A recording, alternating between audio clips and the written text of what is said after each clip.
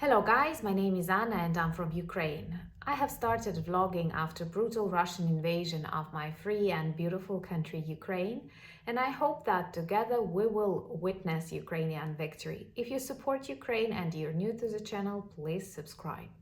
Today I want to speak about one event that attracts attention of all Ukrainians, and actually all of us can make it happen. And I'm speaking about the NATO summit that is going to take place next week in Vilnius. Some of you who follow my channel might have noticed that I visited Lithuania last week, and I liked joking that I was actually preparing the background for the summit in Vilnius. Well, I did not, at least yet, but I do share this interest and passion of many Ukrainians and our allies who support Ukraine in its desire to be one of NATO countries in future.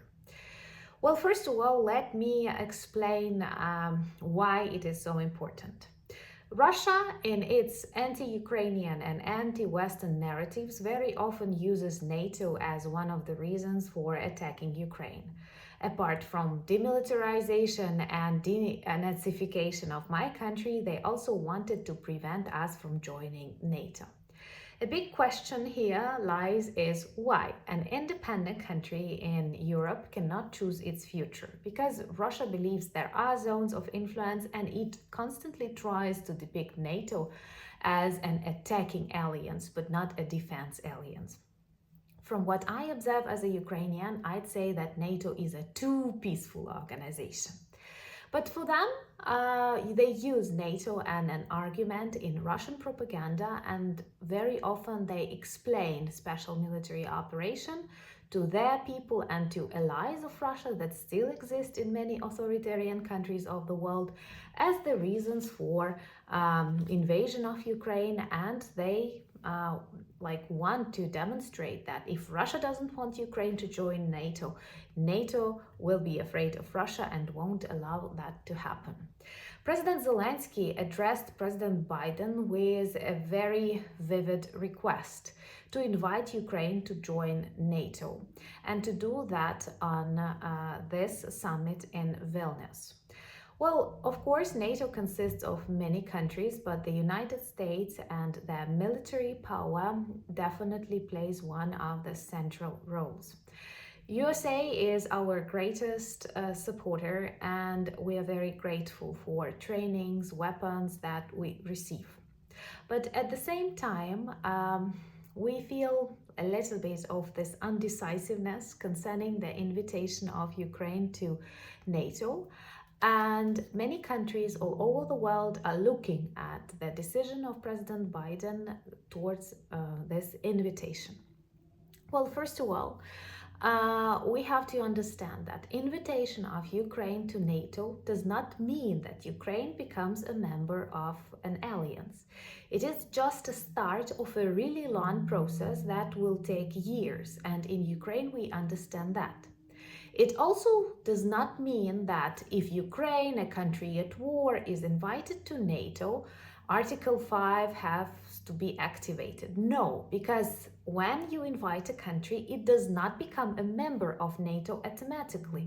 It only develops a specialized plan according to which the military system of this country must be reformed so that in future it is able to become a member of NATO. So once again, a very important moment that all of us have to understand and to be able to explain to those who doubt, those who are afraid, that if we receive invitation in Vilnius, this does not mean that we become members of NATO in the nearest future or during the wartime, or that it somehow obliges you to activate Article 5 or anything else. Many of you quote Churchill. And I don't like this quote. I do like this quote, but at the same time, I don't know if I'm allowed to say it, but as I have already mentioned, so I will. That Americans are going to do the right thing after they try everything else. So please don't, for example, patriots. They are really helpful. And we were asking for a patriot system for a year. And now we're using them super effectively, and they save hundreds of Ukrainian lives. We have like 90% of effectiveness stopping Kinzhal and Kalibr missiles, which is huge. And if we had Patriot systems back last autumn, we would not have blackouts.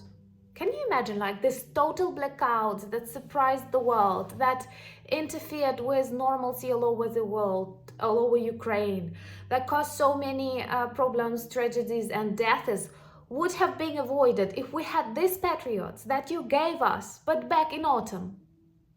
So the same may be about like this invitation to NATO, because by postponing, by demonstrating doubt, we actually show that we are still afraid of weak regime of Putin, and we still consider him a power in the world that is able to decide what an independent, really strong, resilient country must do and how it must live. From what we observe in the news, even those governments that were pretty skeptical about Ukraine's joining NATO, like France, Italy, Netherlands and Belgium, are now saying that they see Ukrainian resilience, professionalism of Ukrainian army, responsibility to the obligations that we take, and they are ready to invite Ukraine, but once again they are waiting for the blessings and support from the United States. And this decision is always political. But once again, this does not mean that we become members of NATO. This just means that we develop a roadmap how to join it in future, but at the same time, it's very important symbolically, because this is the beginning of our official relations with NATO. Actually, this has already happened with the European Union. Russia, after the beginning of this invasion, started saying it also does not want to see us in the EU. I don't know, like how they are allowed to say such things to an independent country, but like killing us, of course, they can say whatever they want. But we cannot share their narratives, and now Ukraine is a candidate to the European Union. And we have a roadmap according to which we reform our spheres of life, and hopefully one day we will become a member of the European Union. So something similar can happen and can actually start from Vilnius NATO summit, where a plan will be developed and we will slowly follow these ideas. And so this is just an invitation, just like a EU candidacy, but at the same time, this is a plan. What is problem? What is a problem that, from what we understand right now, President Biden is not ready to invite, and he says that it's more likely in 2024 when the summit will be held in Washington. But why should we give a year to Russians to continue spreading their narrative that their special military operation in Ukraine must continue because they prevent us from entering NATO? They will continue using it as an argument inside Russia, mobilizing their people, and outside Russia for allies like China and sometimes India and other countries that are in doubt what to do and whom to support. And also they will use it as a demonstration of Russian influence even on the American politics. And I think it's honestly better to discuss on that NATO summit in Washington different things like failure of Russia, victory of Ukraine, post-war reparations, or I don't know, possibly some reforms and standards changes that Ukraine still has to do as a NATO candidate. Because like by postponing, we make lots of things more complicated. And why do we postpone if spiritually, logically, and even militarily we understand that this is a correct decision both for NATO and for Ukraine? And once again, it also stops Russia from saying like, oh, this special military operation is super important and we have to continue that, and they will continue including that in their propaganda. Honestly, just like ask yourself a question: do you think Ukraine is not worth to be invited to NATO? If you are afraid that this will automatically activate Article 5, no, this will not, because by inviting Ukraine, you do not make it a part of NATO. There is still a long way ahead of us, but we would like to start doing things in this direction, start working and walking in this direction. Because look how it feels from outside, like you're working hard, you're protecting peace in the world to a great extent. You're fighting to the second largest army in the world, as they say. At least in number, it is really big.